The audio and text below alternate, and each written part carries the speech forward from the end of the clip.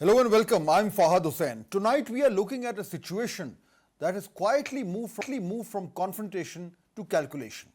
And the question is whether what we are seeing is the beginning of de-escalation or simply a pause before the next phase. For weeks now, the Gulf has been operating under what can only be described as a dual pressure point. And to make things a little more complicated, the UAE has decided to leave OPEC. It is a move which is expected to make the organization weaker. The US has tightened its naval presence around Iranian ports, effectively restricting maritime access, while Iran has responded by exerting control over the Strait of Hormuz, the narrow passage through which a significant portion of the world's oil supply moves every day. That combination has had predictable consequences. Oil prices have climbed past the $100 mark, shipping traffic has slowed, insurance costs have surged, and the global energy market has entered a phase of visible anxiety. Now, in the middle of that tension, a new idea has surfaced. Iran is signaling what is being described as a possible exchange, a reopening of the strait in return for relief around its ports.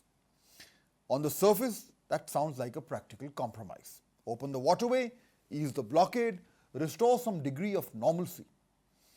But the complication sits just beneath that surface, and it is a serious one. Any such arrangement is likely to bring the nuclear issue back into the center of negotiations, particularly the question of Iran's highly enriched uranium, which has always been the hardest part of any deal. And this is where the situation becomes more complex. While the focus remains on Washington and Tehran, there is another player whose role is less visible but just as important: Russia. Moscow has been watching this crisis very carefully, and in many ways it has benefited from it. As supply from the Gulf becomes uncertain, Russian oil becomes more valuable, more necessary, and more profitable. Revenues rise, leverage increases, and in a global market looking for stability, Russia finds itself in a stronger position than it was before the crisis began. But Russia is not just a beneficiary of this situation, it is also part of a possible solution. In the earlier nuclear agreement, it was Russia that played a critical technical role in removing enriched uranium from Iran, effectively acting as a kind of external guarantor of the deal. That raises a question tonight that is both simple and complicated at the same time. If this crisis moves towards negotiation again, would Russia be willing to play that role once more? And perhaps more importantly, would the West be willing to trust it to do so in the current geopolitical environment? And then there is China. Beijing has maintained a careful, almost deliberate distance in terms of public positioning. But its presence in this crisis is undeniable. It remains a major buyer of Iranian oil. It has economic stakes in regional stability, and it has every reason to avoid a prolonged disruption in energy flows. At the same time, there is a strategic reality that cannot be ignored. A US deeply engaged in the Middle East is a US that is, at least temporarily, distracted elsewhere. So China's position is measured. It wants stability, it benefits from disruption being contained. But it is not entirely uncomfortable with the broader strategic picture. All of this brings us back to the central question: is what we are seeing a genuine attempt to step back from the escalation, or is it a tactical adjustment by all sides, buying time, recalibrating positions, and preparing for the next phase of this confrontation? In conflicts like this, movement does not always mean a resolution. Sometimes it simply means repositioning. And to help us make sense of this evolving equation where diplomacy, energy, and great power politics are all intersecting, we are joined tonight by an expert who has been closely tracking the role of Russia and the broader strategic shifts in the Middle East.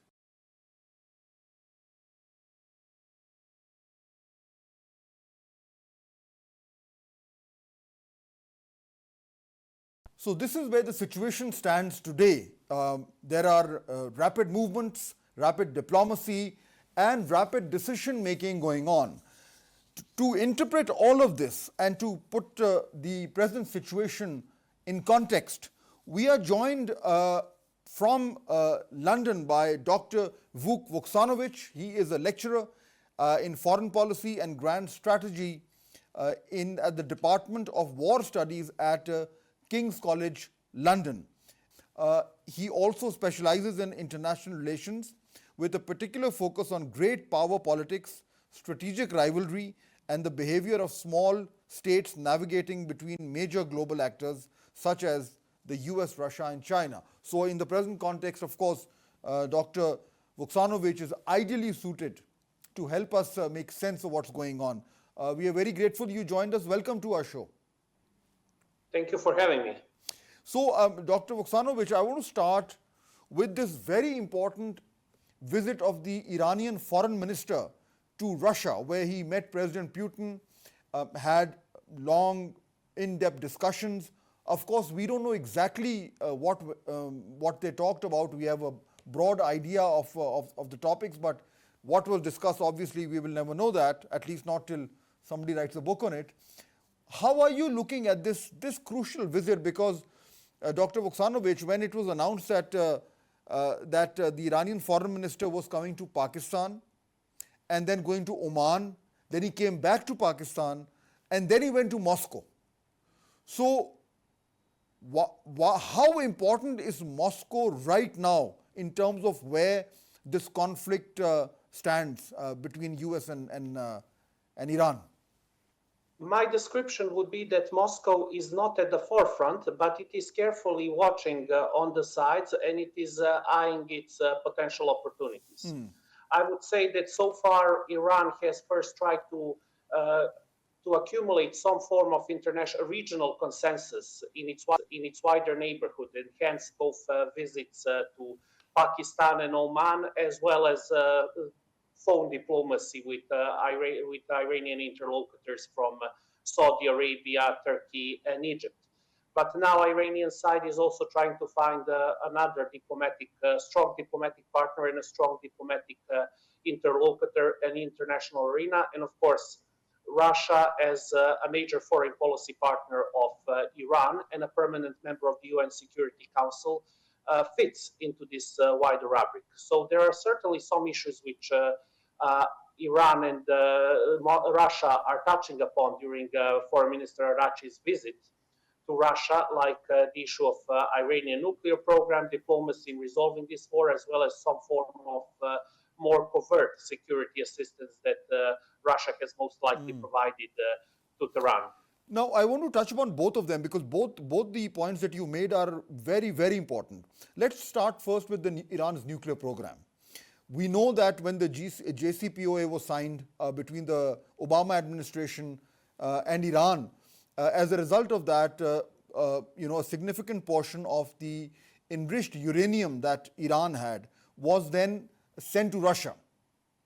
Now, with these new proposals being floated by Iran and by other countries to end this conflict, perhaps one such proposal would again be that the uranium that the Americans want transferred to them, the Iranians would probably be more comfortable if such a situation arose to have Russia take that uranium again. Do you think that could be something which would be on the table?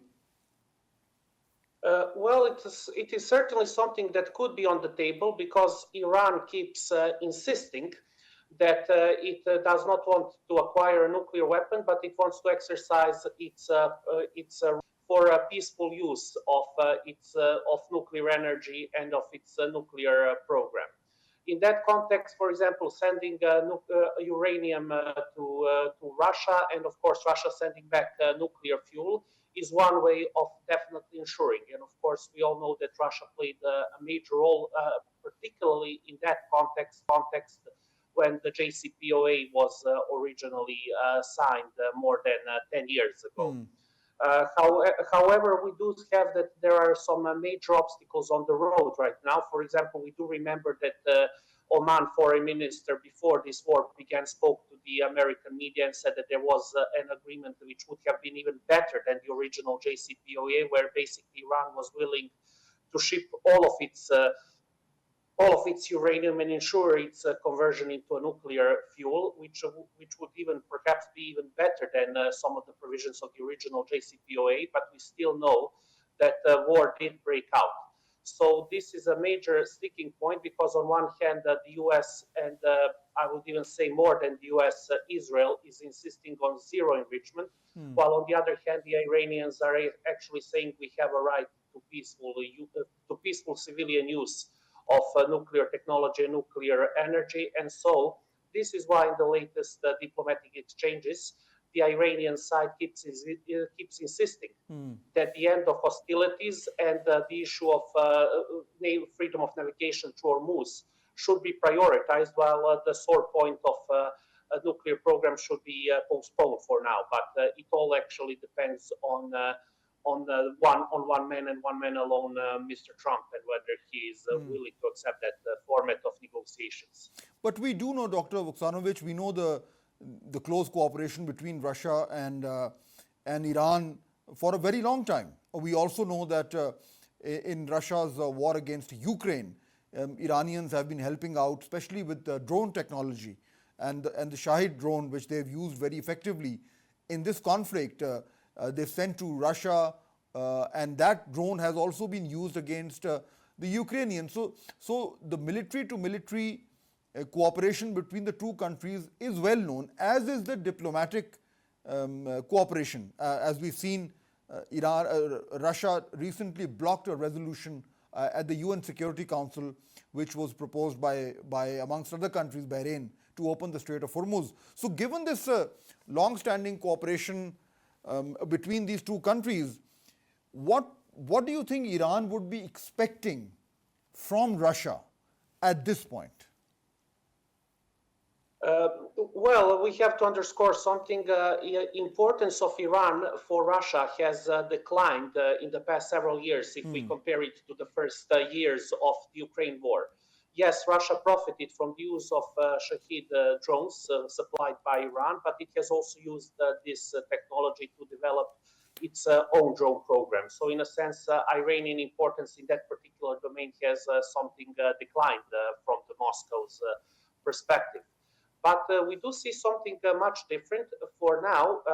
Russia actually liked the fact that it didn't have a direct conflict with the US over Iran. And that's why it has been slightly hesitant about how much assistance it provides to Iran. But still, we do see that there were some other forms of cooperation which Moscow has probably supplied to the Iranians. We see that the director of Russian military intelligence, the GRU, was present during the meeting with Foreign Minister Arachi. So that almost certainly implies that Russian intelligence has supplied some important data to the Iranian IRGC and to the Iranian military, which also probably helped them weather this conflict with both the US and Israelis. So Russians for now have tried to provide enough security assistance to Iran to ensure that Iran doesn't fall and to ensure that the US remains bogged down, because yes, Russia would pretty much like this little adventure to be a failure for the US and for the Iranian incumbent regime to remain in place. But at the same time, they have treaded a fine line in trying to avoid this becoming a direct point of conflict between Moscow and Washington. But also, Dr. Vuksanovich, I think another complicating factor is that while Russia is benefiting from this conflict in a number of ways, one of which, of course, is the fact that the US is now bogged down here, but also because of the rising price of oil, the kind of windfall revenues that the Russia is earning is also something which obviously is a nice surprise for them, and I don't think they will mind too much. But at the same time, Russia wouldn't also want to completely antagonize the US, as you also said, and you know there is a certain relationship between President Putin and President Trump, well, they've also met once, and President Trump is accused by his opponents of being soft on Putin. So I think the Russians have to be very careful that while they are supporting Iran and while they are benefiting from this conflict, they also don't want to completely take on the Americans at this stage. Yes, well, that pretty much builds up on some of my previous point about Russians treading a fine line. On one hand, yes, Russians have profited from this war in multiple respects. There is less attention and resources that the US can dedicate to the Ukraine war, which of course benefits Russia. It also has increased the prices of energy in the global markets, and Russia has even secured that way some sanctions relief from the US, and which paradoxically these sanctions relief have also been applied to Iranian energy commodities as well. And of course, there is also an issue of diplomatic prestige because Russia also enjoys the fact that American prestige and respect is declining, both in the Islamic world as well as in the global South, which is always something from which both Moscow and Beijing profit. But at the same time, I would say that Russia also, number one, has to avoid direct clash with the US. Iran is important for Russia, but not important enough to go head-to-head in any way with the Americans, particularly when they have the problem of Ukraine on their hands. And at the same time, Russia also wants to ensure that, yes, they like this economic fallout from this war in terms of higher energy prices, but they also don't want another great recession and depression, which can also potentially come out of this war if the status quo continues. So again, there are all sorts of nuances that we have to take into account when we take a look at the diplomatic practice of the big players. Which actually brings me to my next point, which concerns the role of middle powers. And I've been going through your background also, and you've done a lot of work on the behavior of smaller states navigating between major global actors, and we are seeing that in practice right now. The role of for example, let's start with Pakistan, which is playing the leading role in all of this peacemaking efforts. Then you've got Turkey, you've got Egypt, you've got Saudi Arabia. Now Oman is also a key player, and of course the Russians and the Chinese, not directly but indirectly, are very major players in this conflict.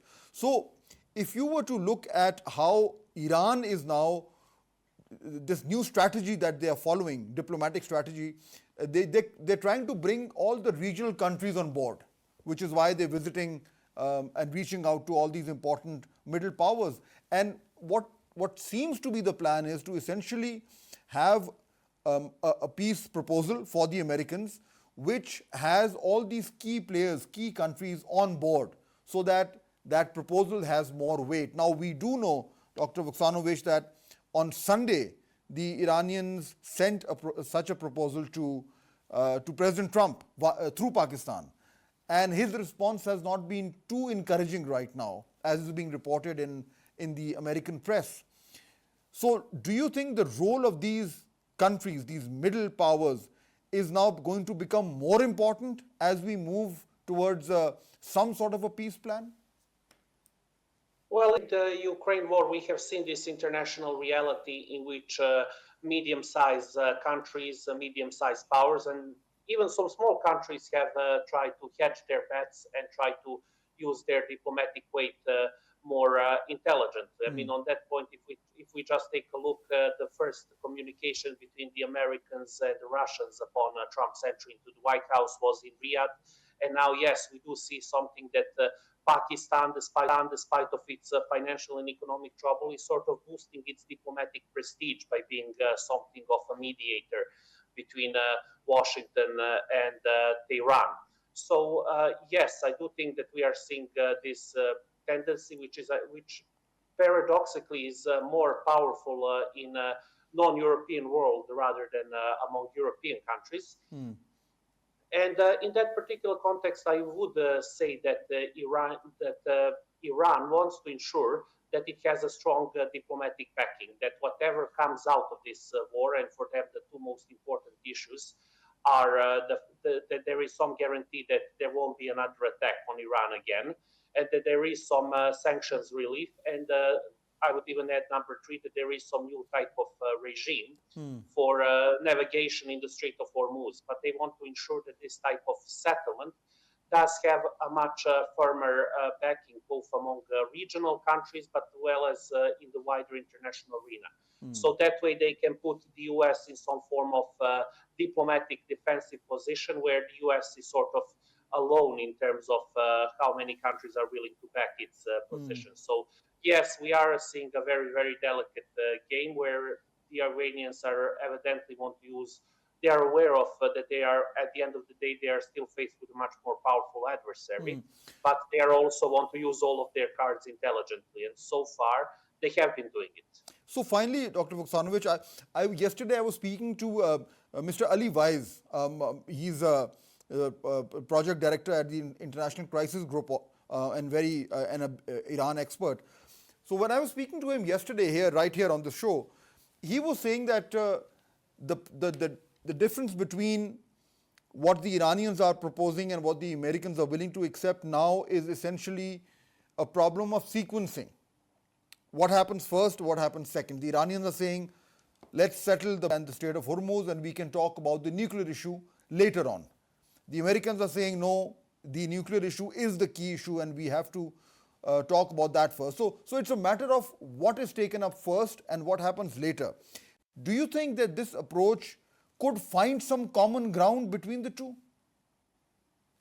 The ball is entirely in the courtyard of President Trump, and whether he's willing to accept this type of format of negotiations, as I have outlined at the beginning of our conversations. The Iranians evidently tasted a very sweet fruit. They always do that. They had this theoretical possibility, but now they have seen how it works in practice. They see the enormous geopolitical leverage that they have on the world economy. And so they want to, this is something which they want to prioritize. On the other hand, there is this problem of Iranian nuclear program, which of course has two elements there. On one hand, there is of course, there is evidently an Israeli talking point, because it is the Israeli talking point. No, it's not enough to cap Iranian nuclear program just to the percentage where it is being used for the civilian purpose. They want zero enrichment. But at the same time, we also have another problem, which is, of course, the personality of President Trump, who is, of course, always psychologically obsessed not to be humiliated and not to be perceived as a losing party. So it is still a very, very major problem how this can be framed, sequenced, presented in a way where Trump can essentially present himself as some form of winner. But of course, this also creates occasionally a backlash, because when he talks in his tweets that he has decimated the Iranians, of course, the Iranian side wants to show that this is not actually the case. Absolutely, and I think that's what makes the whole situation a bit complicated. Of course, we're all hoping that some sort of breakthrough can happen and the talks can resume face-to-face. Dr. Vuksanovic, it's a pleasure. Thank you so much for joining us today from London. Thank you for having me.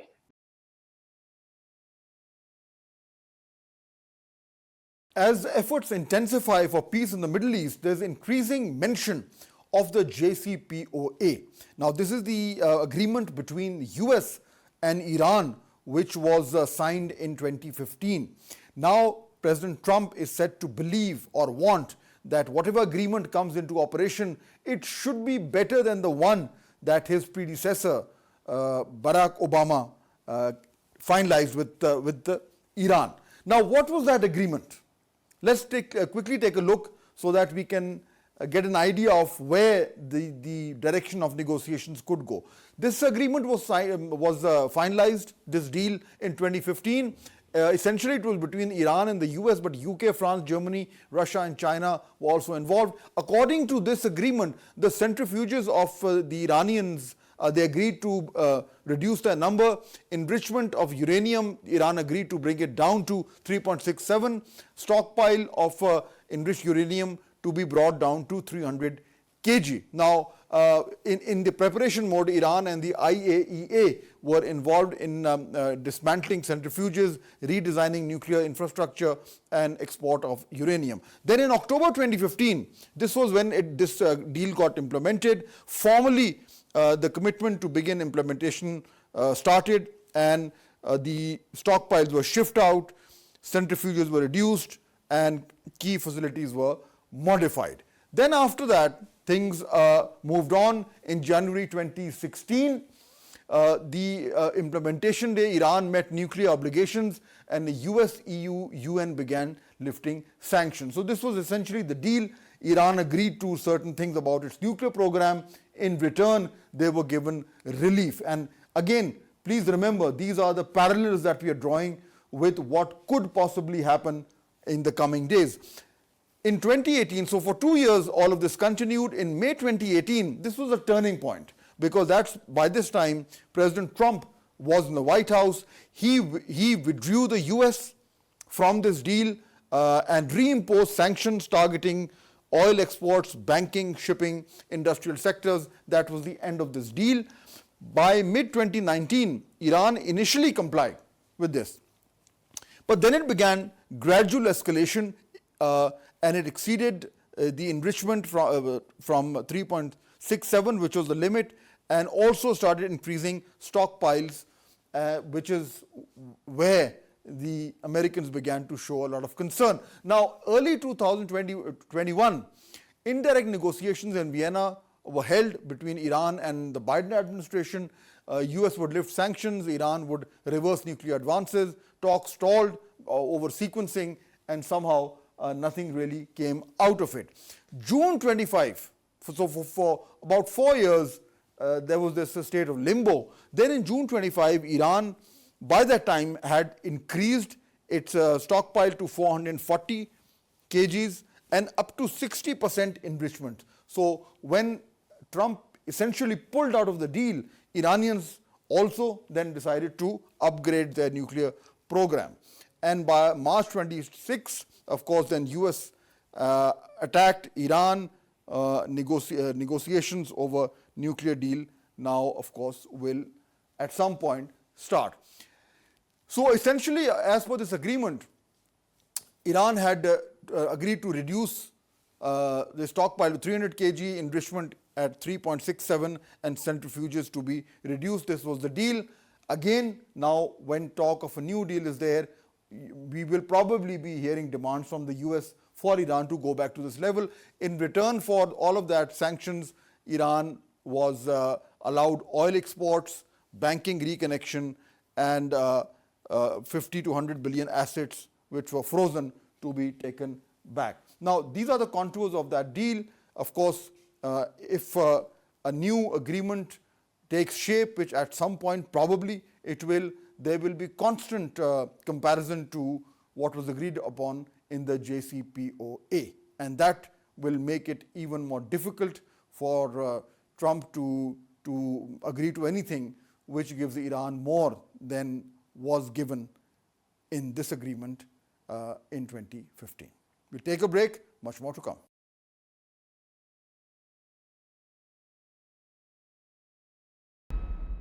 The decision is now in. The Judicial Commission of Pakistan has approved by a majority the transfer of 3 judges of the Islamabad High Court, Justice Mohsin Akhtar Kayani to the Lahore High Court, Justice Babar Sattar to the Peshawar High Court, and Justice Saman Rafat Imtiaz to the Sindh High Court. 2 other proposed transfers were withdrawn during the meeting.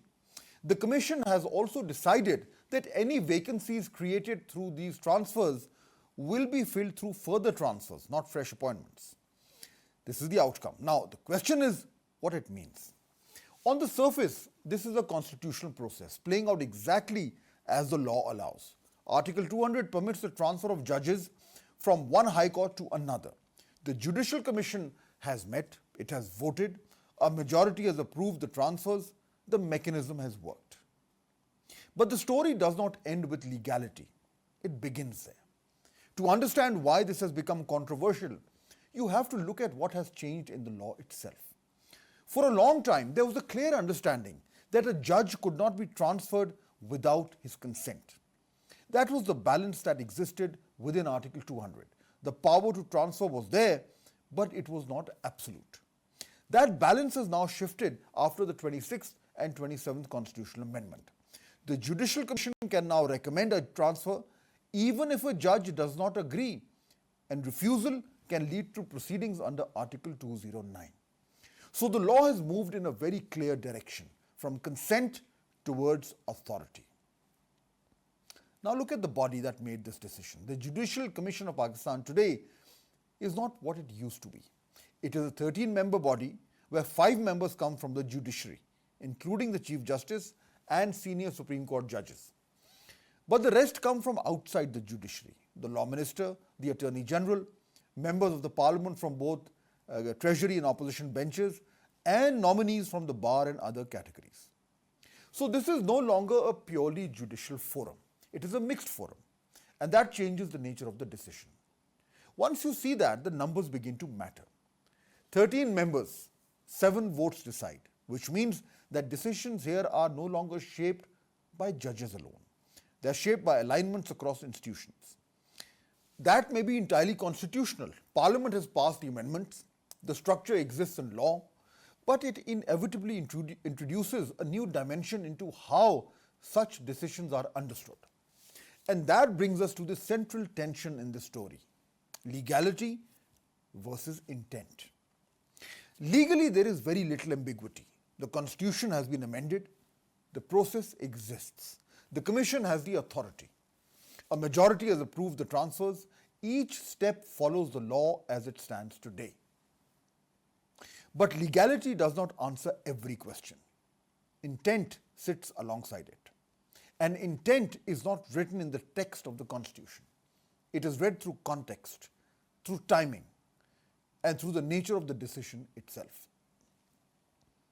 That is why the reaction has been so divided. Within the legal community, there are those who say this is a legitimate exercise of constitutional power and that institutions must function within the framework defined by the Parliament. There are others who warn that it sets a precedent where the power to transfer, even if lawful, could begin to shape judicial independence in ways that are not immediately visible but could become significant over time. The Chief Justice of Pakistan has himself expressed concern along those lines, warning that such transfers could create a perception that judges are interchangeable, and that once such a perception takes hold, confidence in the system begins to shift. At the same time, the law as it stands today does not give him the ability to block the process on his own. The Commission decides, and if it has the numbers, the decision stands. So this is where we are tonight. A decision has been taken. A legal process has been followed. A constitutional mechanism has been used. But a larger question remains. This is not just about where these judges will now sit. It is about how decisions about judges are made. Because once you change the mechanism, you change the balance. And once the balance changes, the institution itself begins to look different. So the real question tonight is not whether these transfers are valid. They are. The question is what it means that they are now possible in this way. And that is the question this decision leaves behind. So, of course, the big decision is here, as I was talking about earlier, that the Supreme Court of Pakistan has also now officially intimated the decisions. 3 honorable judges have been transferred from the Islamabad High Court, and 2 others will remain where they are. To discuss this further and to try and understand the impact of this decision, I'm joined by 2 very senior and respected lawyers. Mr. Shah Khawar is here with us, a prominent advocate of the Supreme Court of Pakistan and former Additional Attorney General and former chairman of the PCB Election Commission also. And Mr. Abdul Moiz Jafri, again, one of the most well-known lawyers of Pakistan as the head of chambers at AMJ Law. Very grateful to both of you. Shah Khawar Sahab, if I were to start with you, what's the big takeaway? What is your immediate feedback? Were you expecting all of this to happen? And what happens now? Yes, Mr. Fahd, the discussion for the transfer of the judges of the Islamabad High Court was there since long. And ever since the 26th and 27th Amendment, which was brought in the Constitution, and especially in 27th Amendment when amendment was made in Article 200 of the Constitution of Pakistan, which provides a procedure for the transfer of judges from one high court to another high court. In the previous Article 200, prior to the amendment, this was mandatory that in case a judge is to be transferred from one high court to the another high court, the consent of the concerned judge was mandatory. And not only the consent of the judge, but also judge of the respective high court where he is serving, and the concurrence of the high court where he is sought to be transferred. After this approvals, then the matter was to be given assent by the Chief Justice of Pakistan, and then the notification of transfer was approved by the President of Pakistan. So this was the previous arrangement. But after the amendment in Article 2000, according to 27th Amendment, now the mechanism has been totally changed. The consent of the judge is not mandatory, and the Judicial Commission of Pakistan has been given this mandate to recommend transfer of one judge from one high court to the another. And this first dispensation after this amendment has taken place. And but this was quite obvious, and it was expected that these judges are going to be transferred. But there were 5 names initially recommended by the Chief Justice of the Islamabad High Court. And you know that when this proposal was given by the Chief Justice of the Islamabad High Court to the Chairman of the Judicial Commission, who is the Chief Justice of Pakistan, he refused to act upon it. Then, according to the procedure provided in the present Article 200, if the 1/3 of the members of the Judicial Commission, if make a requisition, Yes. then this Judicial Commission could assemble. And this was the case that today's meeting was requisitions by almost 5 or 6 members Mr. of the Shakhawat, Judicial Commission. there is a problem right there. You mentioned the Chief Justice of Pakistan giving, not agreeing to this and giving a written order saying that this was the wrong move. Him having said so, despite the fact that he doesn't command them, it does in some ways rob this decision of its moral value when even the Chief Justice of the country is not agreeing to it. Yes, this is very important. And one important aspect of the matter is that the Honorable Chief Justice also wrote a note in which he expressed his dissatisfaction over this proposed transfers of the judges because he was of the firm opinion that according to the Islamabad High Court rules 2010, the Islamabad High Court judges will be appointed from all provinces, and all provinces and other areas of Pakistan will be given representation in the Islamabad High Court. So his viewpoint was, and that was very logical, that if 5 judges are transferred to the other provinces, then the federalism concept of the High Court will be diminished. And that is why he opposed this idea. And you agreed with that? Sorry? You agreed with his logic? Yes, I agree with the logic. And I believe that is why when this Judicial Commission assembled today, there was a proposal of 5 transfers from the Islamabad High Court. Let me come back to that because I think that's a valid question. Why only 3 people were transferred? What happened? Clearly, there is some reason behind that. But let me just get Mohsin Jafri Sahab also in the discussion. Mohsin Sahab, your response to this. Obviously, no surprise this was happening. But now that this has happened, what will be its impact? Look, I think that this is a preconceived move. It was the reason why the 26th Amendment was first attempted. The Islamabad High Court had become a thorn in the side of the executive. It had stopped the executive from using its heavy-handedness against the opposition parties. Back when Justice Akhtar first loaded it with independent voices, for which he toured the nation. He picked what he felt to be the brightest young talent. He gave them assurances that their jobs would be protected as far as he could protect them. It's sad that he himself isn't there anymore to be able to give voice to the farce that is happening today, but that is obviously another story. These transfers are also a stated intent and they were crystallized. The intent behind them was further crystallized when 6 judges of this Islamabad High Court, out of a grand total of 7 at the time, wrote to the Supreme Judicial Council, the authority they felt was the only fit authority to address, and alleged that their Chief Justice was in collusion with the executive, and the executive here was a very diluted term. What they meant went far further, was coercing them and attempting to coerce them and get in the way of their independent judicial functions. Now, in response, direct response to that letter, we've had a lot of fire and fury and brimstone from Chief Justices, but nothing further beyond that. Our current Chief Justice has decided to ignore that matter completely. And the government felt so confident under the term of Mr. Justice Qazi Faiz Isa that they went so far as to say that they will initiate disciplinary proceedings against these people and try to get these judges and try to get to the bottom of it. Well, they've played a patient hand, and now they've gotten to a point where they can effectively discipline them. This is this amendment, regardless of how it was carried in the dead of night, regardless of how it was achieved without true consensus by a non-representative government under a cloud of an unfair election, regardless of all of that, the amendment in its words is against the core function of judicial independence.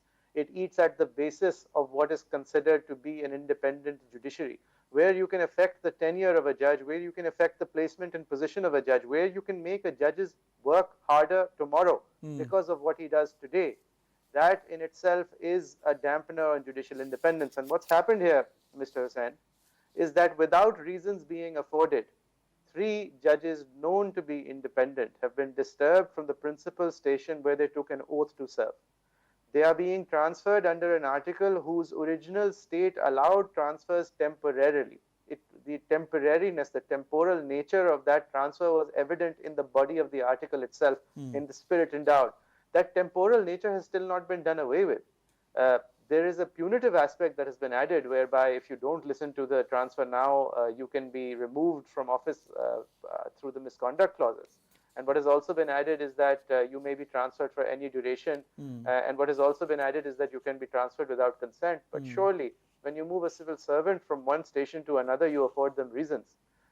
Surely, reasons should be part of this decision. And that is also Mr. Yahya Afridi, Mr. Chief Justice Yahya Afridi, has been part of this backsliding of judicial independence. He's stayed silent until now, where his commentary is basically ineffective because his vote doesn't matter.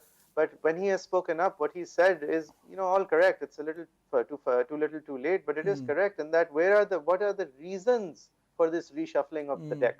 Why are you sending the only minority female voice back to the province when you brought her saying that you were enriching the federation in Saman Rafat Imtiaz? Now, why are you sending, and just if I could complete, Mr. Husain, the idea of transfer, the genesis of the idea was that there might be a judge with a specialization that a province might need at a particular point in time, or a case might be of such a proportion that you might need an independent person from outside the province to adjudicate. What comes to mind is perhaps an Omni Group investigation against President Zardari, which couldn't take place in Sindh. So instead of Saqib Nisar pulling it up and putting it to the Islamabad authorities, he could have also transferred a judge from Islamabad to Sindh to hear it. That is why the idea of transfer existed, and coupled with the consent of the transferee. With that taken away, judicial independence does not stand anymore, and with the reasons not being afforded, it is basically punishment. You are punishing a fine, independent mind. You are relegating him to a province to which he is alien without any reason being afforded. Now, and you have been saying you do this for years. We have to take a short break here. Our discussion will continue, so do stay with us.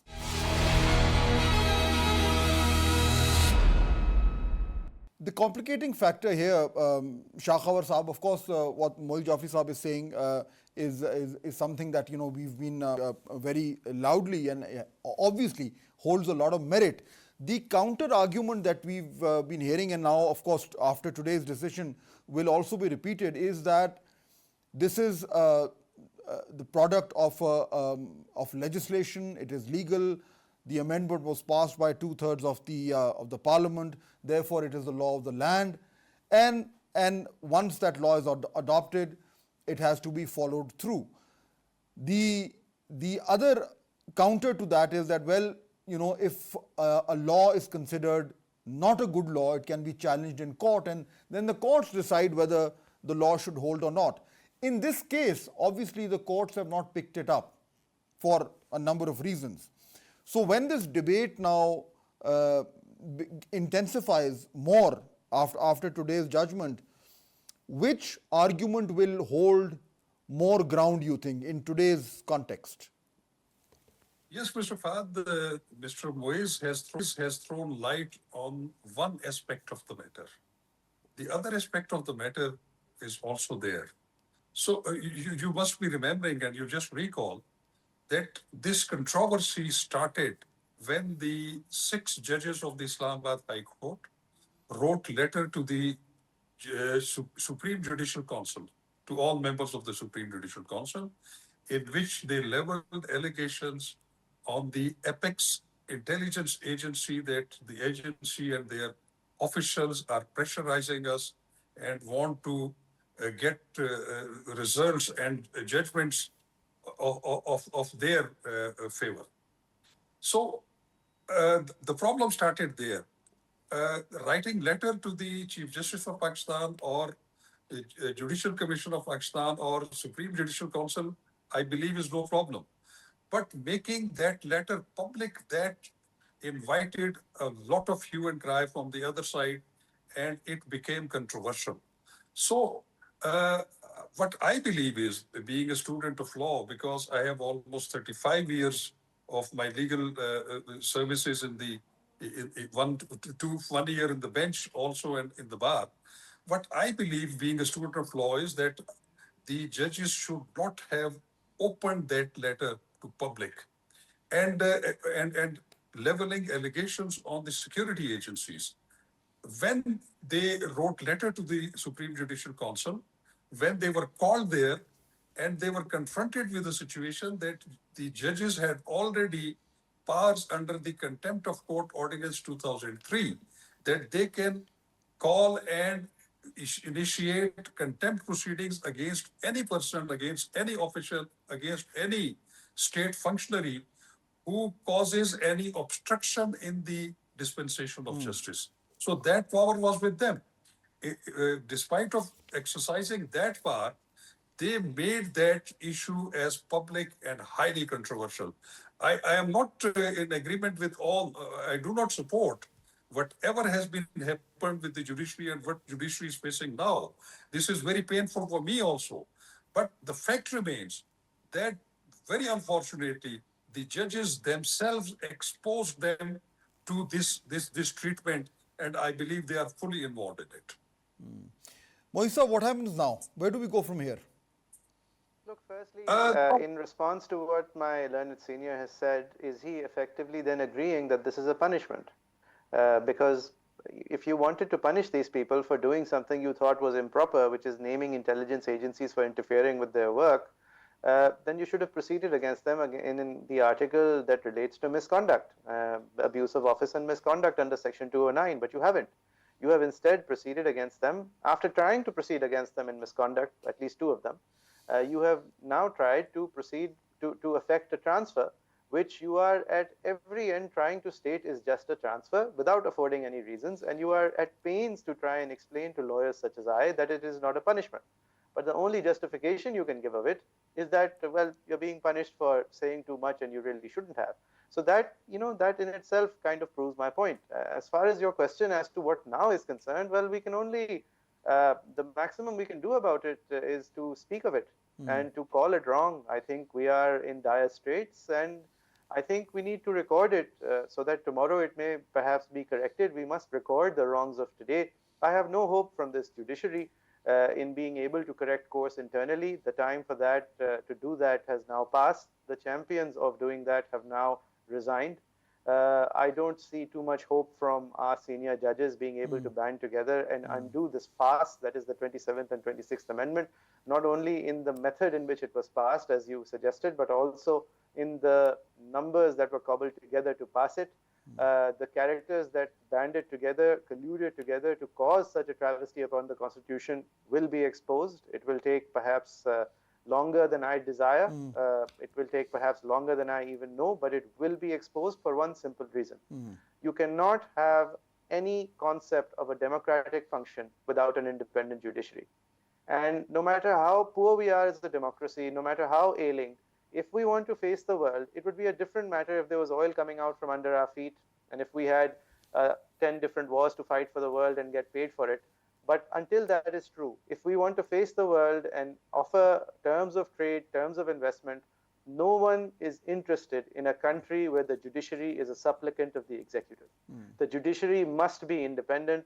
This is a simply unsustainable arrangement, and until it is independent, these same people that have toyed and tinkered with it will tomorrow want it to show a basis, want it to show a seedling of independence, because without it, you cannot lay claim to being a democracy. And without laying claim to that democratic structure, a lot of what we claim as a democracy is also at peril, including several of our preferential deal agreements with the greater world, including Europe and America. Shah Khawar Sahab, very briefly, I have only 30 seconds left. Where do we go from here? What happens now?